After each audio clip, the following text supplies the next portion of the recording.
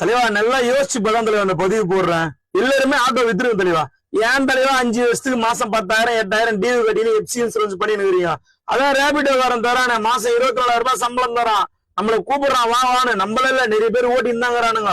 நம்மளும் போய் சேர்ந்துடலாம். ஸ்டார்டிங்ல குத்தான் தெரியுமா மோட்டோரோலா போனு சாம்சங் போனுன்னு அந்த மாதிரி கொடுப்பான் ஒரு 3 மாசம். அதுக்கப்புறம் நம்ம கிட்ட பணத்தை மொத்தையும் குடிப்பான். அது தெரியாது உனக்கு போய் ஓட்டினுக்கிறானுங்க. 24,000 ரூபாய் நீ சம்பளம். அடுத்த 6 மாசத்துல 10,000 தான் உனக்கு சம்பளம். விருப்பம் இருந்தா ஓட்டு, இல்லன்னு வச்சுக்கேன் குஜராத் பீகார் இந்திக்காரில் இறங்குவான். 10,000 ரூபாய் கொடுத்து ரூம குடுத்துருவான். அவனுக்கு ஓட்டுவானுங்க. ரோட்ல நின்று வேடிக்கை பாருங்க.